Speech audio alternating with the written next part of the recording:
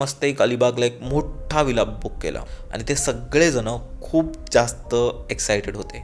आता रात्र झाली तर भूतांच्या वगैरे गोष्टी झाल्या, हे झालं. राहुल बोलतो काय नसतात रे, तू काय घाबरवतोय आम्हाला, चल चल, असे मूड खराब नको करू, तुला एक चॅलेंज एक्सेप्ट करशील. ही जी खोली दिसते समोर, त्या खोलीत जायचं आहे आणि 10 मिनिटं थांबायचं आहे. आता मात्र त्याला भीती वाटू लागली होती. रूमच्या बाहेरून जोर जोरात ठक ठक ठक ठक ठक ठक ठक ठक आवाज येऊ लागले आणि एक विचित्र आवाज येत होता, म्हणजे कोण असं जनावर जसं असं असतो ना तसा आवाज येत होता. तरुण एकदम हसत खेळत बाहेर पडला. ज्या खोलीत त्यांचं सगळं सामान वगैरे ठेवलं होतं ना, त्या खोलीत गेला. बघितलं तर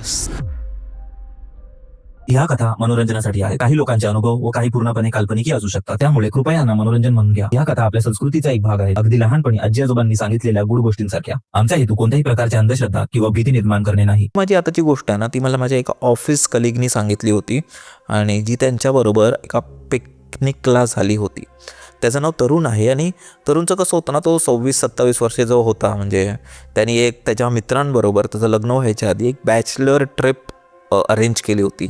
जनरली असतं ना की लोक लग्नाआधी म्हणजे शेवटचं मित्रांबरोबर बिफोर गेटिंग मॅरिड फिरायला जातात आणि मजा मस्ती करतात.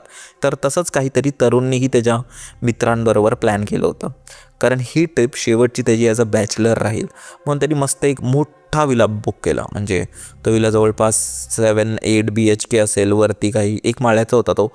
आणि ते सगळेजण खूप जास्त एक्सायटेड होते. त्या लोकांनी गेले, ते लोक म्हणजे फ्रायडे, सॅटर्डे आणि संडे त्यांनी तो विला बुक केला होता. आता तुम्हाला माहिती आहे की तो एवढा मोठा विला होता ना, तर जनरली त्याला कोण बुक नाही करायचा, तर खूप कमी बुक व्हायचा, खूप कमी लोक यायची. आणि जो विला होता ना, तो पण एकदम जुन्या काळातला होता. म्हणजे आता त्या लोकांनी त्याला थोडंफार त्याच्यावर काम करून आता तिथे थोडंफार डेव्हलप केलं होतं. पण जो त्याचा पाया होता, जी त्याची भिंती वगैरे होती ना, आतला डेकोर खूप असं ओल्ड एज होता, म्हणजे खूप वर्षा आधीचा तो विला होता. आणि इथं मला तुम्हाला एक गोष्ट सांगायची आहे की हे 4 बेस्ट फ्रेंडनी काढलेली ट्रिप होती. ठीक आहे, आता त्यांच्या पण नावं पण मी सांगतो, ऑब्व्हियसली इमॅजिनरी नावं असतील. तर जसं मी सांगितलं की एकाचं नाव तरुण होतं, जी बॅचलर पार्टी होती. तरुण, एक राहुल होता जो त्या शाळेतला मित्र होता, आणि एक रमेश आणि सुरेश पकडूया जे त्यांचे कॉलेजचे मित्र होते. आता जो राहुल होता ना, तर तो देवाचं वगैरे खूप मानायचा, पूजापाठ करायचा, पण मस्तीखोरी खूप होता. अशी खास होती त्याच्या अंगात की कोणाची कळ काढायची, कोणाचं काय करायचं, असं त्याचं होतं. तर आणि जे रमेश सुरेश होते ना, ते एकदम मस्त, एकदम दारू बिरू पिणार, मस्त धमाल मजा मस्ती करायला आले होते. आणि तरुणचंही काहीतरी तसंच होतं. तर शुक्रवारी दुपारी ते लोक त्या बंगल्यात गेले, त्यांनी मस्त जेवलं वगैरे झालं. तिथे कसं होतं ना की त्या बंगल्यात असं कोण स्टाफ वगैरे नव्हतं. फक्त एका व्यक्तीने, जो हाऊस तो केअरटेकर होता, त्यांना चावी दिली आणि तो निघून गेला. जेवण वगैरे सगळं त्यांचं बघायचं होतं आणि त्यांनाही तसंच हवं होतं की कोण त्यांना डिस्टर्ब नको करावं. त्यांनी फुल ऑन पार्टी, धिंगाणा घालावा, तसंच त्यांची काहीतरी प्लॅनिंग होती. तर काय झालं ना, ते लोक शुक्रवारी आले, जेवण वगैरे झालं, सगळं काही त्यांनी त्यांचं आवरलं. आता रात्र झाली तर त्यांच्या बाटल्या बाहेर पडल्या. हळूहळू त्यांची ड्रिंकिंग वगैरे चालू झाली. 1 बॉटल 2 बॉटल असे हळूहळू त्यांचा माहोल बनत गेला आणि फालतू करामत्या वगैरे सुरू होत्या. आता सगळेजण पियालेले होते, नशेत होते, एक्सेप्ट राहुल. जसं मी तुम्हाला बोललो, राहुल हा दारू वगैरे नाही पियाचा, देवपूजा वगैरे करणारा मनुष्य होता, एकदम सिम्पल माणूस. तर राहुल एकदम सोबर होता, फक्त मस्ती वगैरे करत होता, यांची त्यांची खेचत होता आणि त्या सगळ्या गोष्टी. आता झालं, मस्त डान्स वगैरे चालू झाला त्यांचा, असं धिंगाणा वगैरे सगळं. त्यांनी स्विमिंग पूल वगैरे घातलं, धिंगाणा वगैरे घातला त्यांनी, स्विमिंग पूल वगैरे सगळीकडे झालं त्यांचं, पूर्ण एन्जॉय करून झालं. आता रात्रीचे 2:30 वाजले होते. सगळे एकदम असे दमलेले होते. आणि जसं मी तुम्हाला बोललेलो, राहुलला देवपूजा, देवाचं वगैरे खूप करायला आवडायचं, तसं त्याची दुसरी एक आवड होती, ती म्हणजे भूतांच्या गोष्टी. त्याला भूतांच्याही गोष्टी खूप करायला आवडायचं. आणि जसं बोलतो ना आपण की जे लोक देवावर मानतात ना, ते लोक भूतावरही मानतात. कारण जर पॉझिटिव्ह आहे तर नेगेटिव्हही आहे. आणि राहुलचंही काहीतरी तसंच म्हणणं होतं. आता त्यांचं झालं सगळं की भूतांच्या वगैरे गोष्टी झाल्या, हे झालं, आणि ह्याच्यावर तरुण आणि राहुलचं थोडं वाजलं. राहुल बोलतं काय नसतात रे, तू काय घाबरवतोय आम्हाला, चल चल, असे मूड खराब नको करू, तू ह्या गोष्टी वगैरे सांगू नको, मला एन्जॉय करू दे आमची मोमेंट, ही माझी बॅचलर पार्टी आहे आणि आम्हाला एकदम जगू दे. तर तिथे राहुल त्याला बोलला, राहुलच्या अंगात खास, की तुला खरंच वाटतं का असं काही नाही आहे? तो बोलतो काही नाही आहे असं. तुला एक चॅलेंज ॲक्सेप्ट करशील? तो बोलतो काय चॅलेंज? मला काय चॅलेंज वगैरे नाही करायचं आहे. घाबरलास तू? बोलतो तर हे थोडं तरुणच्या इगोवर आलं. तर म्हणलं मी नाही घाबरत कोणाला. बोल ना घाबरलास तर. तुला मी नाही घाबरत कोणाला, मग कर ना चॅलेंज ॲक्सेप्ट. तुला ठीक आहे चल चॅलेंज ॲक्सेप्ट आहे, काय करायचं आहे बोल मला. तर तुला काही नाही करायचं आहे. तुला आहे ना फक्त ही जी खोली दिसते समोर ही जी मोठी खोली आहे ना, त्या खोलीत जायचं आहे आणि 10 मिनटं थांबायचं आहे बस. 10 मिनटं थांब आणि ये. रात्रीचे बरोबर 3:15 तुला जायचं आहे आणि 3:25 तुला बाहेर यायचं आहे. आणि जर तू हे केलंस ना तर प्रत्येक माणूस आम्ही तुला 5-5 हजार रुपये देऊ. लागली भेट. सुरेश रमेश पण भाई फुल एन्जॉयमध्ये होते. ते बोलले डन भाई आम्ही देतो पैसे. तरुण पण फुल असं पियालेला होता, फुल असं त्या झोनमध्ये होता. तो बोलला ठीक आहे मी जातो, मस्तपैकी आपली सोय होईल, माझा खर्च निघून जाईल. तो बोलला ठीक आहे चॅलेंज एक्सेप्टेड.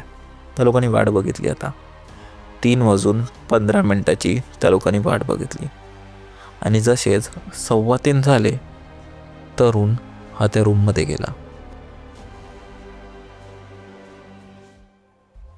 आता तरुणनी नशेमध्ये हा चॅलेंज ॲक्सेप्ट केला होता, पण आता मात्र त्याला भीती वाटू लागली होती. कारण त्याला त्याच्या प्रत्येक पावलाचा आवाज ऐकू येत होता. त्याला त्या रूमची शांतता जाणवत होती. त्याला असं वाटत होतं कोणीतरी आहे रूममध्ये. पण जसं तुम्हाला माहिती आहे की मर्द को दर्द नहीं होता आणि इगोवाली गोष्ट आहे. तर ते बोलले की तो थोडा होता की जाऊ दे येईन 10 मिनटंच तर काढायची आहेत, 10 मिनटं काढीन मी. तो गेला आणि त्याने आतून कडी लावली आणि 1-2 मिनटं झाल्यावर आहे ना तरुण हसायला लागला. बोलतं इथे तर काहीच नाही आहे. कारण जसं होतं ना आता ते लोक जिथे होते त्या उजेड होता एकदम. आपण जेव्हा उजेडातून अंधारात जातो ना आपल्याला दिसत नाही, पण जेव्हा 1-2 मिनटं आपण त्या रूममध्ये काढतो ना आपल्याला दिसायला लागतं. एक ते नाईट विजन आपलं ऑन होतं, आपलं दिसायला लागतं. तो आता थोडंफार बघू शकत होता आणि बघितलं तर काहीच नव्हतं त्या रूममध्ये. स्वच्छ वगैरे होतं पण काहीच नव्हतं. पण बरोबर 2 मिनटानंतर आहे ना रूमच्या बाहेरून जोरजोरात टकटक आवाज येऊ लागले. जसं कोणी दरवाजा जोरजोरात ठोकतोय, आतून कडी बंद चालू करतोय, जोरजोरात ठोकतोय. आता इथे आहे ना तरुण हसायला लागला. तर बघितलं आता जेव्हा मी चॅलेंज ॲक्सेप्ट केला ना तर मला हे लोक घाबरवत आहेत. तो हसू लागला. तो बोलता अरे जा काहीच नाही आहे, मी थांबणार आता, बघूया तुमचं जे तुम्हाला करायचं आहे करा, मला घाबरवायचं आहे घाबरवा आणि मी बाहेर पण येणार नाही, बघूया आता कोण काय करतो. ठोकत राहिले, हे राहिले ते राहिले. त्याला कंटिन्युअस त्या कॉरिडॉरमधून त्या पॅसेजमधून कोणतरी चालायचा आवाज येतोय आणि एक विचित्र आवाज येत होता. म्हणजे कोण असं जनावर जसं असं असतो ना तसा आवाज येत होता. त्याला वाटलं हेच मेले नाटकं करतायत, त्याला वाटलं हेच साले हरामी नाटकं करतायत आणि मला घाबरवत आहेत. त्यांनी एवढं सिरियसली घेतलं नाही. त्याचं आपल्याबरोबर घड्याळावर नजर होता. आणि जशीच आता 3:25 झाली ना तरुण एकदम हसत खेळत बाहेर पडला आणि बोलला कुठे आहेत? बघते तर तिथे कोणीच नव्हतं. तो शोधायला लागला की गेले कुठे. आता घाबरले वाटतं, झालं यांचा प्लॅन सक्सेस. आता पैसे द्यायला होतील ना म्हणून हे लोक आता लपून बसलेत. तो गेला ज्या खोलीत त्यांचं सगळं सामान वगैरे ठेवलं होतं ना त्या खोलीत गेला. बघितलं तर सगळे घाबरलेले होते. सगळ्यांचे डोळे रक्तानी असं बोलतात ना एकदम लाल झाले, चेहरे लाल झाले होते, डोळे असे बाहेर आले होते, म्हणजे खूप जास्त घाबरलेले होते. तरुण त्यांच्यासमोर जाऊन हसायला लागला. तर काय झालं? केलं प्रयत्न घाबरवण्याचा. मला आता चला 5-5 हजार रुपये द्या तुम्ही, जे आपण बोललो. ते बघून राहुल त्याच्याजवळ आला. तर बोलतो तू ठीक आहेस ना, तुला काही झालं नाही ना? आता मला काय नाही होत, पैसे काढा माझे. खूप तुम्ही दरवाजे वाजवलेत, खूप तुम्ही काय नाटकं केली, चालल्यात, आवाजा काढल्यात, बघितलं मी, मला काहीच झालं नाही, पैसे काढा. तेव्हा राहुल बोलला की तू गेल्यापासून आम्ही या खोलीत आहोत, आम्ही कोणताच आवाज नाही काढला. हे ऐकून तरुण परत हसायला लागलं. बोलतं काय पैसे द्यायला होतील म्हणून एवढं चीप हरकत नाही, पैसे काढायला होते म्हणून असं करताय तुम्ही. तेव्हा राहुल रडत बोलतं मी माझ्या आई रक्ताची शपथ खातो, आमच्यापैकी कोणीच तिथे नव्हतं आणि जे तुला आवाज येत होते ना ते आम्हालाही आवाज येत होते. कोणतरी आहे ज्याला आपण चॅलेंज केलं आणि ती व्यक्ती आता फिरते. आणि जसंच राहुल हे बोलला ना परत त्यांच्या दारावर कोणतरी जोर जोरात ठोकू लागलं, आवाज काढू लागलं, सेम चालू लागलं, धावू लागलं. आता रात्रीचे जवळपास 3:30 वाजले होते आणि हे सगळं चालू होतं. त्यांच्यापैकी त्यांची जी पूर्ण अशी बॅचलर पार्टी जी होती ना, कोणाचीच हिंमत झाली नाही. सगळ्यांची दारू उतरली, सगळ्यांची मजा मस्ती, सगळं काही एकीकडे राहिलं. त्यांना फक्त आता काही करून जिवंत राहायचं होतं. पण ही गोष्ट विचार करायला लावणारी आहे की त्या बंगल्यात फक्त ते चौघं होते आणि जेव्हा ते चौघं त्या रूममध्ये आहेत तर बाहेर कोण आवाज काढतोय, कंटिन्युअसली दारं ठोकतोय, कड्या बंद चालू करतोय, धावतोय, पळतोय. त्या चौघांच्या व्यतिरिक्तही कोणतरी तिथे होता. तो त्यांना दिसत नव्हता पण तिथे होता. त्या रात्री त्यांच्यापैकी कोणीच झोपलं नाही आणि कोणीच बाहेर जाऊन बघण्याची हिंमतसुद्धा केली नाही. त्यांना फक्त काही करून ह्या रात्री जिवंत राहायचं होतं. जशी सकाळ झाली, सनराईज वगैरे झालं, त्या लोकांनी कोणालाच न बोलता, कोणालाच काय न करता, कुठलाही टाळा न लावता, काही न लावता त्याने त्यांचे बॅग्स घेतले आणि थेट परत मुंबईकडे रवाना झाले. आणि हे मला माहिती नाही, कारण जेव्हा हे गोष्ट मला तरुणनी सांगितली ना, माझ्या मित्रांनी सांगितली ना, मलाही ह्याच्या विश्वास नव्हता होत. म्हणजे कारण काय फालतू बोललो, तुम्ही जर दारू प्याले असणार, पण त्याच्या बोलण्यावरून दिसत होतं की बाई हे खोटं नव्हतं. म्हणून आपले आई वडील बोलतात ना, आपले आजी आजोबा म्हणतात की अशा कोणत्याही ठिकाणी, अशा अननोन ठिकाणी जाऊन कोणत्याही गोष्टीला कोणालाही चॅलेंज करायचं नसतं, स्पेशली भूतप्रेतांना. कारण ते नेहमी सदैव आपल्या आजूबाजूला असतात, आपल्याला बघत असतात आणि जसंच आपण चॅलेंज करतो ते त्यांचं अस्तित्व दाखवतात. त्यामुळे आता कधी तुम्हीही कोणत्या विलामध्ये जाल, कुठेही जाल, विचारपूर्वक जा आणि अशा कोणत्याही गोष्टी करू नका. मंडळी, जी आपली पुढची गोष्ट आहे ना, गोष्ट म्हणण्यापेक्षा याला आपण घटना म्हणू, कारण हे माझ्याबरोबर स्वतःबरोबर घडले. आता खूपदा असं होतं ना की मी जेव्हा दुसऱ्यांचे अनुभव असतात, आपण ऐकतो, आपल्या सगळ्यांबरोबर असं होत असेल तर आपल्याला वाटतं काय फेकतोय. आणि मला पण असं खूपदा वाटतं. बरेच असे गेस्ट येतात तर असं वाटतं की अरे म्हणजे ये तो कुछ ज़्यादा हो गया. पण त्या गोष्टी जेव्हा आपल्याबरोबर होतात ना, आपल्याला विश्वास पटतो. आणि असंच काहीतरी माझ्याबरोबरही झालं. प्रत्येक क्षण मला लक्षात आहे, प्रत्येकी गोष्ट त्या घटनेची मला लक्षात आहे. आणि अजूनही जेव्हा मी आठवतो ना, मला असं वाटतं काय होतं ते, खूप भयानक होतं. तर ही गोष्ट आहे, मला वाटतं 1-1.5 वर्ष आधीची असेल, 2023-24मध्ये. माझा एक खूप जवळचा मित्र आहे, जे आमचे शेजारी आहेत. म्हणजे आमची गेल्या मला वाटतं 18-19 वर्ष मैत्री असेल आणि एकदम घरसारखंच आहे. म्हणजे आमचे भले असे फ्लॅट वेगवेगळे असतील पण नातं एकदम घरासारखंच आहे. तर कसं झालेलं ना की जो माझा मित्र आहे त्याचे आई वडील म्हणजे काहीतरी त्यांच्या इथे जत्रा होती की काहीतरी प्रोग्राम होता, त्याच्या निमित्ताने ते लोक गावी गेलेले. आणि माझ्या मित्राचं ऑफिस चालू असल्यामुळे त्याला ऑब्व्हियसली गावी जाणं शक्य नव्हतं झालं. आणि कसं होतं ना की जेव्हा काकी गावी गेल्या तेव्हा ते बोललेले की ह्याच्याबरोबर रात्री तू झोपायला येते. मी पण बोललो ठीक आहे, येतो मी झोपायला, कारण ऑब्व्हियसली त्याला सकाळी लवकर पण उठायचं होतं आणि एकटं घरी असल्यावर कोणालाही झोप नाहीत, कारण आपल्याला जेव्हा सवय नसते ना आपल्याला झोप येत नाही. तर त्याच्याबरोबरही काय असंच व्हायचं. तर तो बोलवायचा, जेवल्यानंतर आम्ही झोपायला जायचो. 2-3 दिवस काका नव्हते तर आम्ही जायचो.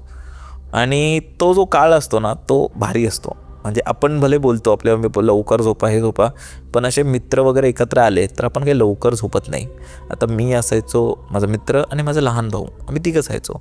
आम्ही मस्त मोबाईलवर गेम खेळायचो, चॅटिंग करायचो, टी व्ही वगैरे बघायचो आणि मस्त 12-1 वाजता झोपायचो. भले त्याला सकाळी 5 वाजता उठायला लागायचं पण झोपायचो तर आम्ही लेटच. तर तसं चालू होतं. तर एके रात्री पण असं झालं, 2-3 दिवस चालू झालं. आणि जी शेवटची रात्र होती ना, ती रात्र ना खरं म्हणजे खूप विचित्रच होती. कारण माझ्या मित्रालाही झोप येत नव्हती. तो तर सकाळी लवकर उठलेला तरी त्याला झोप येत नाही. आम्ही इथून अलटी पलटी करतोय. मग तिघांनाही, मला, माझ्या मित्राला, माझ्या भावाला, आम्हाला जवळपास 2-2:15च्या आसपास झोप आली. आम्ही 1-1.5 तासापासून झोपण्याचा प्रयत्न करत होतो. तिघांना 2-2:30च्या दरम्यान झोप आली. आणि झोपेत आहे ना मला खूप विचित्र स्वप्न पडलं. म्हणजे असं स्वप्न की मी एका जंगलात आहे आणि मी बाहेर निघण्याचा प्रयत्न करतोय. कोणतरी माझ्या मागे आहे आणि मी फक्त पळतोय, जीव वाचवतोय, पळतोय. जंगलात बघतोय तर फक्त मला झाडं दिसतात. मला तो स्वप्नही अजूनपर्यंत स्पष्टपणे आठवतो. मला इथे तिकडे पूर्ण अंधार, ती एक चंद्राचा जो उजेड असतो ते दिसतंय आणि समोर घनदाट जंगल आणि मागे माझ्या कोण धावतं तेही नाही, फक्त आवाज येतोय कोणतरी मला मारतोय, कोणतरी मला मारेल. मी धावतोय आणि ते धावता जीव वाचवता अचानक माझी झोप उडली. डोळे उघडले आणि मी उठून बसलो.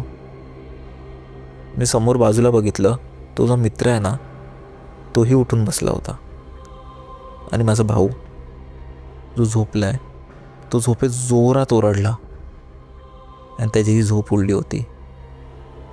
आणि सगळेजण एकत्र बघायला लागलो की काय झालं नक्की. आम्हाला त्या क्षणी खरंच काही समजलं नाही, खरंच काहीच नाही समजलं. आणि एवढं त्या झोपेत आपण आठवतही नाही ना. तर मी पाणी पियालो, तो पाणी वगैरे पियाला आणि आम्ही परत झोपून गेलो. काहीच डिस्कस नाही केलं, झोपून गेलो. कारण स्वप्न आपल्या सगळ्यांना पडत असतात, आपण विसरून जातो, झोपून गेलो. आता दुसऱ्या तिसऱ्या दिवशी त्याचे आईबाबा आले गावावरून आणि त्यांनी काहीतरी खाऊ वगैरे आणलं होतं आणि ते काकी मम्मीला असं त्यांनी जे काही आणले ते द्यायला आले, अशी भेट म्हणून द्यायला येतो ना आपण, ते द्यायला आले. आणि मीही घरीच होतो त्या दिवशी, सुट्टी होती मला, घरी होतो. काहीतरी संध्याकाळची वेळ असेल, चहा वगैरे पित होतो आणि ते पिता ना काकी बोलत होते की ह्यावेळी आहे ना जेव्हा गावी गेले ना, त्यांच्या गावी जी जत्रा भरते ना, तर त्या बोलत होत्या की जत्रेत आहे ना दरवेळी कोणा ना कोणाच्या तरी अंगात येतो आणि जेही त्यांच्या घरी प्रॉब्लेम सुरू असतात ते प्रॉब्लेम सॉल्व्ह करते. तेही त्यांची जी ग्रामदेवता आहे, कुलदेवता आहे तसं. आणि जे काकी आहेत ना तेही असं देवाचं वगैरे खूप करतात, देवाला वगैरे खूप मानतात आणि ते सगळं करणारे आहेत, खूप चांगले आहेत. तर त्यावेळी त्यांच्या अंगात आलं होतं आणि त्यांच्या घरी काही भांडण सुरू होतं किंवा काही त्यांचे जे वादविवाद होते ना, त्यांची जी कुलदेवता होती ते त्यांच्या अंगात येऊन सगळं त्यांनी भांडण वगैरे शांत केलं, सगळे वाद वगैरे सोडवले, सगळं काही केलं. जे जवळपास 15-20 मिनटं होतं आणि ते सगळं झालं. आणि जेव्हा ते गेलं तेव्हा ते एकदम खाली पडल्या आणि बेशुद्ध झाल्या थोड्या वेळासाठी. मग त्यांना पाणी वगैरे शिंपडून त्यांना उठवलं आणि जेव्हा ते शुद्धीत आल्या तेव्हा खूप दमल्या, खूप आजारपण, जवळपास 3-4 दिवस झाले होते. तरीही त्यांना खूप थकवा होता कारण ती एनर्जीच तेवढी होती. आणि मी त्यांना विचारलं की काकी कधी झालं होतं हे, काय झालं होतं. ते म्हटलं की आताच, म्हणजे मुंबईला येत होतं ना त्याच्या आदल्या रात्री झालं, सोमवारी रात्री काहीतरी 3-3:15 वगैरे झालं असेल. तेव्हा माझ्या डोक्याची ट्यूब पेटली. कारण जे मी स्वप्न बघितलेलं ना तेही त्याच दरम्यान होतं, 3-3:15 सोमवारी रात्री. हीच होती गोष्ट. म्हणजे मला आता खरोखर नाही माहिती की नक्की काय होतं, कसं होतं आणि खरं होतं खोटं होतं, मला काहीच नाही माहिती. मला फक्त तो स्वप्न आठवतो, मला ती काकींची बारीक झालेली तब्येत आठवते आणि मला त्या रात्री जेव्हा आम्ही उठलो आणि आम्ही एक दुसऱ्याकडे बघितलं ते सगळे क्षण आठवतात. आणि ते बोलतात ना की खरोखर त्याचं उत्तर माझ्याकडे नाही आहे की नक्की काय होतं. म्हणजे मलाही असं वाटलं की नाही, पण त्याच क्षणी, त्याच रात्री, त्याच वेळेला कसं होऊ शकतं आणि तिघे एका टायमाला कसे जागे होऊ शकतात नाही माहिती. मला असं वाटतं की त्यांचंही जे काकी आहेत ते देवावर वगैरे खूप मानायचे, तर त्यांचं एक मंदिर, म्हणजे घरातही खूप छान असं मंदिर होतं, ज्या घरातही मस्त छान असं देवार आहे. तर आणि बोलतो ना आपण, आपलं घर हे आपलं मंदिर असतं, आपण त्याला जसं ठेवतो तसं बनतं.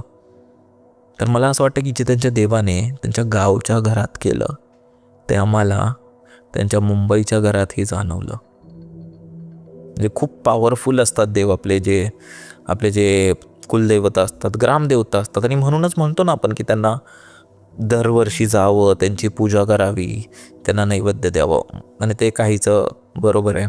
आपण ह्याआधी एक पॉडकास्ट केला होता शहारंगबरोबर, त्यातही मी एक गोष्ट बोललो होतो जागेवाल्याची. इथे लिंक वगैरे येईल तुम्हाला. तर त्याही गोष्टीत काहीतरी असंच होतं म्हणजे. आणि ही त्याच मित्राच्या घराची गोष्ट आहे, त्या काकांबरोबर घडलेली, त्यांच्या आजोबांबरोबर घडलेली गोष्ट आहे. तर तेही तुम्ही नक्की बघा.